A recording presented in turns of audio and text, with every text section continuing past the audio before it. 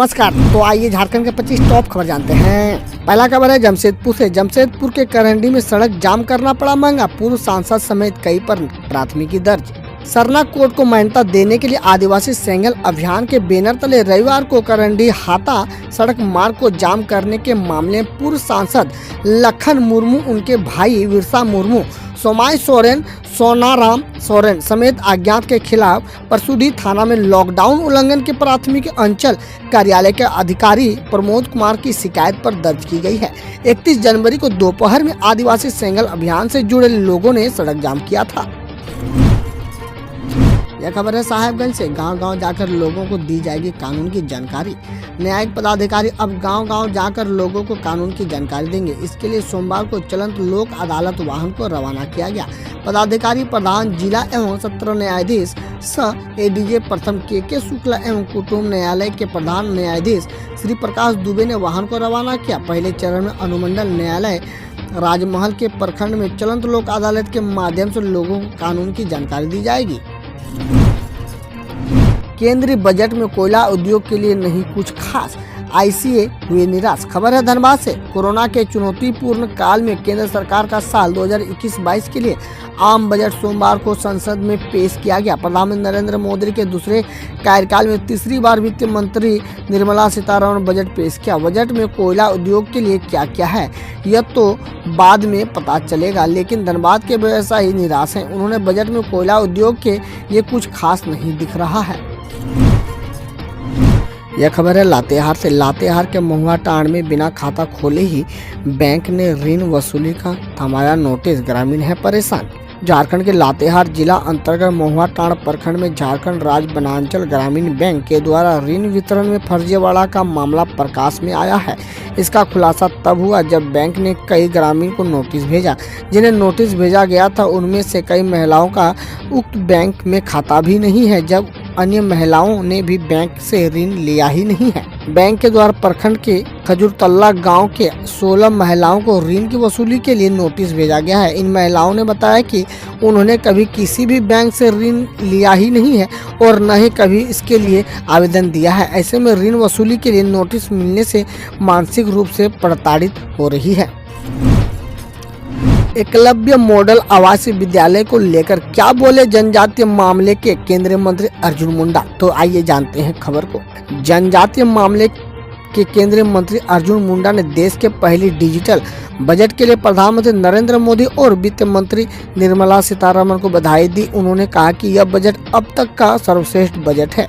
इससे सभी क्षेत्रों के गुणात्मक विकास को ध्यान में रखकर बनाया गया है। बजट में 750 एकलव्य मॉडल आवासीय विद्यालय की लागत 20 करोड़ से बढ़ाकर 38 करोड़ रुपए करने का प्रस्ताव किया गया है। खबर है गुमला से। बजट को लेकर गुमला में मिलीजुली प्रतिक्रिया, किसी ने सराहना की तो किसी ने मध्य वर्ग की अनदेखी की कही बात। केंद्रीय मंत्री सीतारमण ने सोमवार को बजट पेश किया। लोगों ने अपनी अपनी प्रतिक्रिया दी। किसी ने हेल्थ के मामले में बजट की सराहना किया तो किसी ने मध्य वर्ग को अनदेखी करने की बात कही। वहीं कुल मिलाकर लोगों ने बजट को देश के लिए महत्वपूर्ण बताया। यह खबर है धनबाद से। ईसीएल सीएमडी प्रेम सागर मिश्रा को मिला सर्वश्रेष्ठ सीईओ का सम्मान, कोल अधिकारियों ने दी बधाई। द इकोनॉमिक्स टाइम के सहयोग से एचआरडी इंडिया ने ईसीएल के सीएमडी प्रेम सागर मिश्रा को मानव संसाधन अनुकूलन में वर्ष का सर्वश्रेष्ठ सीईओ घोषित किया है। सम्मान स्वरूप सिल्वर प्रशस्ति पत्र प्रदान किया है। एचआरडी इंडिया मानव संसाधन समाधान वाली एकत्रित व प्रतिष्ठित संगठन है जो भारत में बहुप्रतिष्ठित कंपनियों को मानव संसाधन विकास व प्रबंध तथा इससे संबंधित आवश्यक समाधान प्रदान करती है। झारखंड सीएम हेमंत सोरेन बोले, बजट ने लोगों को किया निराशा, आत्मनिर्भर भारत अब बन गया आत्म बेचो भारत। झारखंड की उप राजधानी दुमका पहुंचे झारखंड के मुख्यमंत्री हेमंत सोरेन आम बजट पर अपनी प्रतिक्रिया व्यक्त की है। उन्होंने इसे निराशाजनक बजट बताते हुए लोगों को जेब पर बोझ बढ़ाने वाली बजट करार दिया है। साथ ही कहा कि केंद्र सरकार के आत्मनिर्भर भारत अब आत्म बेचो भारत बन गया है। श्री हेमंत सोरेन ने कहा है कि उम्मीद थी कि लोगों को राहत देने वाली बजट होगी, लेकिन केंद्र सरकार ने लोगों की जेब पर बोझ बढ़ा दिया है। अब उनकी जेब में से पैसा डालने की जगह अधिक से अधिक निकालने की जुगत में लग गया है। यह खबर है रांची से। धोनी की बेटी जीवा बाजार से लाई सब्जी, वीडियो में यूं गाजर मूली को पहचानती नजर आई। वीडियो हो रहा है वायरल। भारतीय टीम के पूर्व कप्तान महेंद्र सिंह धोनी ने 5 साल की बेटी जीवा सिंह धोनी इंटरनेट मीडिया पर हमेशा चर्चा में रहती है। आए दिन उनका वीडियो इंटरनेट मीडिया पर वायरल हो रहा है। 5 साल की क्यूट जीवा का एक वीडियो अभी इंस्टाग्राम पर वायरल हो रहा है। इसमें वह सब्जियों को पहचानती नजर आ रही है। वीडियो में जीवा को सब्जी के एक बास्केट के साथ देखा जा सकता है। इस वीडियो में महेंद्र सिंह धोनी की पत्नी साक्षी जीवा से सब्जियों को लेकर सवाल भी कर रही हैं। अब खबर देश विदेश और देश की विभिन्न योजनाओं से। सुबह सुबह म्यांमार की सेना ने पूरी दुनिया को हिला डाला। म्यांमार में एक बार फिर तख्तापलट की खबरें सामने आ रही है। रिपोर्ट्स बताती है कि वहां की सबसे बड़ी नेताओं में शुमार आंग सान सू की सेना ने हिरासत में लेकर 1 साल के लिए देश की बागडोर अपने हाथों में ले ली है। किसानों को सुरक्षा देने पर आम आदमी पार्टी और अमरिंदर सिंह के बीच जुबानी जंग। आम आदमी पार्टी ने पंजाब में सत्तारूढ़ कांग्रेस से दिल्ली की सीमाओं पर प्रदर्शन कर रहे किसानों को पुलिस सुरक्षा मुहैया कराने की मांग की। वहीं पंजाब के मुख्यमंत्री अमरिंदर सिंह ने आपकी इस मांग को मनमाना, बेतुका और अतार्किक बताया। आप प्रवक्ता राघव चड्ढा ने रविवार को सिंह को पत्र लिखकर कहा कि पंजाब पुलिस को किसानों को सुरक्षा मुहैया करानी चाहिए ताकि उन्हें कोई नुकसान नहीं पहुंचा सके और वे शांतिपूर्ण तरीके से काले कानूनों के खिलाफ प्रदर्शन जारी रखे। चड्ढा ने कहा, आम आदमी पार्टी आपसे उन सभी शिविरों के आसपास चारों ओर पर्याप्त संख्या के पंजाब के पुलिसकर्मियों को तैनात करने की मांग करती है जहां शांतिपूर्ण प्रदर्शन चल रहे हैं। 2021 में जानिए क्या हुआ सस्ता और क्या हुआ महंगा। कल वित्त मंत्री निर्मला सीतारमण ने संसद में आम बजट 2021 पेश की। इसमें बताया गया कि इस कौन सी चीजें सस्ती होगी और कौन सी चीजें महंगी हो जाएगी। ये सामान हुए सस्ते, चमड़े के उत्पाद सस्ते, ड्राई क्लीनिंग और रत्न सस्ते, लोहे के उत्पाद सस्ते और ये हुई चीज महंगे। मोबाइल और चार्जर महंगा, तांबे का सामान महंगा, इलेक्ट्रॉनिक सामान हुआ महंगा। दंगाइयों के बुरे वक्त का काउंटडाउन शुरू। दिल्ली पुलिस इस रणनीति से कस रही है शिकंजा। दिल्ली पुलिस की क्राइम जांच ने 26 जनवरी के उपद्रवियों की पहचान कर उन पर शिकंजा कसना शुरू कर दिया है। इन उपद्रवियों के चेहरे तस्वीरों में साफ नजर आ रहे हैं। पुलिस अब उनके चेहरों को फेस रिकॉग्निशन तकनीकी के जरिए पहचान करेगी। दिल्ली पुलिस इस काम में पंजाब पुलिस और हरियाणा पुलिस की मदद लेगी। अब एक खास हथियार से शाहदरा पुलिस करेगी प्रदर्शनकारियों का मुकाबला। जाने पूरा मामला। केंद्र सरकार के 3 नए कृषि कानूनों को लेकर पंजाब, हरियाणा और उत्तर प्रदेश समेत कई राज्यों के किसान दिल्ली बॉर्डर पर जमे हुए हैं। वहीं 26 जनवरी को गणतंत्र दिवस के मौके पर दिल्ली की सड़कों पर किसान ट्रैक्टर रैली के दौरान हुए उपद्रव में दिल्ली पुलिस को भी निशाना बनाया गया था। इसमें 150 से ज्यादा पुलिसकर्मी घायल हुए थे, जिसमें शाहदरा पुलिस के जवान भी शामिल थे। इस बीच दिल्ली के शाहदरा जिला पुलिस ने इस पर स्टील के डंडे बनाए हैं ताकि किसी भी तरह के उपद्रवियों को मुकाबला करके उन्हें रोका जा सके। यही नहीं, दिल्ली पुलिस ने उग्र प्रदर्शनकारियों को निपटने के लिए एक खास तरह के दंड की कटीले तार और कीलें भी लगाई है। किसान नेताओं को दीप सिद्धू की फिर धमकी। आंदोलन जमीन बचाने के लिए नहीं, सियासत के लिए हो रहा है। 26 जनवरी को लाल किले में उपद्रव के बाद पंजाबी फिल्म के अभिनेता और सिंगर दीप सिद्धू गिरफ्तार के डर से भागा फिर रहा है। वीडियो जारी कर जहां किसान नेताओं को धमकी दे रहा है, वहीं अपनी बेगुनाही के साबित करने के लिए घड़ियाली आंसू बहा रहा है। दीप सिद्धू ने रविवार को शाम को सोशल मीडिया पर लाइव किया और रोते हुए कहा कि सबने मेरा साथ छोड़ मुझे गद्दार बता दिया। अगर एजेंट होता तो खेतों में ऐसे भागता नहीं फिरता, कहीं रिपोर्ट्स और बड़े होटलों में होता। मैं अब कुछ छोड़कर सड़कों पर भटकने के मजबूर हूँ। 2021-22 पर किसने क्या कहा, एक्सपर्ट ने बताया एक्सीलेंट, थरूर को याद आया मैकेनिक। केंद्रीय वित्त मंत्री निर्मला सीतारमण बजट 2021 पेश कर दी। बजट में सरकार ने किसानों को लेकर उद्योग जगत के लिए कई बड़ी घोषणाएं की। फेडरेशन ऑफ इंडिया के chambers of commerce and industry ने बजट को एक्सीलेंट बताया। फिक्की की तरफ से कहा गया कि ये आधारभूत ढांचे को मजबूत करने वाला बजट है। कृषि में ऑपरेशन ग्रीन के लिए कई प्रावधान है। यह बजट हॉस्पिटलिटी से लेकर हेल्थ केयर सेक्टर में बदलाव लाएगा। वहीं chamber of commerce and the industry के अध्यक्ष राजीव पोद्दार ने भी बजट 2021 को हर तरह के लिए अच्छा बताया है। उन्होंने कहा, बजट में सभी सेक्टर के लिए कुछ न कुछ है, बहुत अच्छा बजट है। बजट के लिए 10 में से 10 नंबर देता हूं। इस पर थरूर का कटाक्ष आया। वहीं कांग्रेस नेता शशि थरूर ने बजट 2021 में घोषित की गई स्क्रैप पॉलिसी पर चुटकी लेते हुए ट्वीट किया, यह भाजपा सरकार मुझे उस गैराज के मैकेनिक की याद दिला रही है जिसने अपने ग्राहक से कहा था, मैं तुम्हारे ब्रेक ठीक नहीं कर सकता, लेकिन मैंने तुम्हारा हॉर्न तेज कर दिया है। किसान आंदोलन को माओवादियों का खुला समर्थन, पीएम मोदी को बताया दलाल।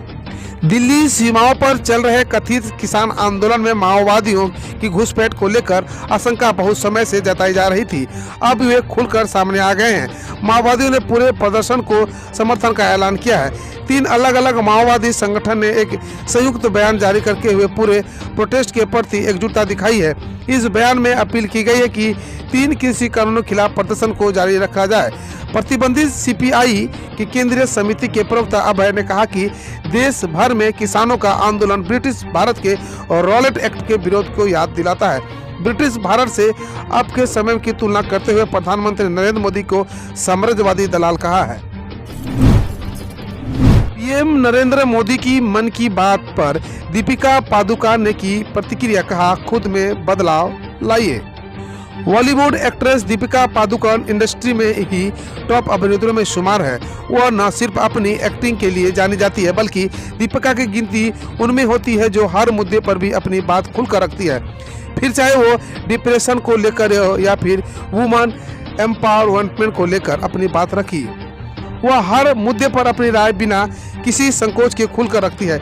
इसी बीच अब दीपिका पादुकोण ने प्रधानमंत्री नरेंद्र मोदी की मन की बात पर अपनी बात रखी है। वहीं उनके इस सोशल मीडिया पोस्ट को फैंस काफी पसंद कर रहे हैं। राजीव के बाद द वायर के सिद्धार्थ वरदराजन पर फेक न्यूज फैलाने के आरोप में हो सकती है कार्रवाई। जिन्हें भी लग रहा है कि लाल किला पर हमला करने वाले देश को फेक न्यूज के माध्यम से भ्रमित करने वाले हैं और उनके राजनीतिक या बौद्धिक आका हर बार की तरह बच के निकल जाएंगे, उन्हें यूपी पुलिस यथार्थ की गुट्टी पिलाने के लिए पूरी तरह तैयार है। राजदीप सरदेसाई पर हुई कार्रवाई के बाद अब यूपी पुलिस ने जानबूझकर फेक न्यूज फैलाने के लिए द वायर के संस्थापक सिद्धार्थ वरदराजन के विरुद्ध केस दर्ज किया है। 6 फरवरी को दोबारा भारत बंद हो सकता है, किसान सड़कें भी करेंगी ब्लॉक। करीब 70 दिनों से दिल्ली की सीमाओं पर प्रदर्शन कर रहे हजारों किसान एक बार फिर 6 फरवरी को भारत बंद कर सकते हैं। सोमवार को संयुक्त मोर्चे की बैठक में सहमति बनने के बाद भारतीय किसान यूनियन के नेता बलबीर सिंह राजेवाला ने इसकी ऐलान कर दिया है। मोदी सरकार ने रक्षा बजट में किया इजाफा, सैन्य खर्च के लिए खोल दी तिजोरी। केंद्रीय वित्त मंत्री निर्मला सीतारमण ने कल मोदी सरकार 2.0 और अपने कार्यकाल का तीसरा आम बजट पेश किया। वित्त मंत्री ने अपने बजट में गांव, गरीब और किसानों के साथ साथ युवाओं के लिए भी कई योजनाओं की घोषणा की। बजट में सेना का खास ख्याल रखा गया है। वित्त मंत्री सीतारमण ने सोमवार को वित्त वर्ष 2020-21 का बजट पेश किया। इसमें रक्षा क्षेत्र के लिए 4.78 लाख रुपए का आवंटन किया गया है। असम, बंगाल, केरल और तमिलनाडु को मिला बजट का बड़ा हिस्सा। राजनीतिक और इकोनॉमी का शानदार मिश्रण है बजट 2021। कोरोना वायरस की वैश्विक महामारी के बाद देश में आज केंद्रीय वित्त मंत्री निर्मला सीतारमण ने 2021-22 के लिए उम्मीदों का राष्ट्रीय बजट पेश किया। इस बजट में लोगों द्वारा अपने अपने एजेंडे के अनुसार विश्लेषण किया जा रहा है, लेकिन ये बजट देश के आर्थिक हितों को ध्यान में रखते हुए पेश किया गया है। इसमें राजनीतिक एजेंडे को भी जगह दी गई है। आत्मनिर्भर भारत को बढ़ावा देने के साथ ही स्वास्थ्य सुविधाओं को भी प्राथमिकता दी गई है। साथ ही दक्षिण भारत में चुनाव को देखते हुए वित्त मंत्री ने अपने पार्टी के कोर एजेंडे को भी छुआ है, जो कि एक मास्टर स्ट्रोक माना जा रहा है। इस तरह इस बार का बजट करीब करीब सभी समीकरणों को साधने वाला माना जा रहा है। ओडिशा के कोरापुट में हुई भीषण सड़क हादसे पर पीएम नरेंद्र मोदी ने जताया शोक। किया मुआवजे का ऐलान। प्रधानमंत्री कार्यालय ने ओडिशा के कोरापुट में रविवार को सड़क हादसे में मारे गए लोगों के परिजनों के लिए सोमवार को प्रधानमंत्री राष्ट्रीय राहत कोष से अनुग्रह राशि देने की घोषणा की। प्रधानमंत्री मोदी ने इस हादसे में दुख जाहिर करते हुए कहा कि मेरे विचार उन सभी के साथ है जिन्होंने ओडिशा के कोरापुट में हुए दुखद हादसे में अपने प्रियजनों को खो दिया है। मुझे उम्मीद है कि घायल जल्द से जल्द ठीक हो जाएंगे। खेल जगत से गौतम गंभीर ने की कोहली की तारीफ, कहा विराट के नेतृत्व में मजबूती से आगे बढ़ेगी भारतीय टीम। भारतीय टीम के पूर्व बल्लेबाज और मौजूदा लोकसभा सांसद गौतम गंभीर ने टीम के कप्तान विराट कोहली की तारीफ की है। गंभीर ने कहा कि उन्हें उम्मीद है कि कोहली के नेतृत्व में भारतीय टीम मजबूती से आगे बढ़ेगी और नए मुकामों को भी हासिल करेगी। धन्यवाद। हम रोज ऐसे ही न्यूज लाते रहेंगे, तो यदि आपने अभी तक क्लीन न्यूज को सब्सक्राइब नहीं किया है तो पहले फटाफट सब्सक्राइब कर लें, साथ ही बेल आइकन को दबा दें ताकि कोई अपडेट मिस ना हो।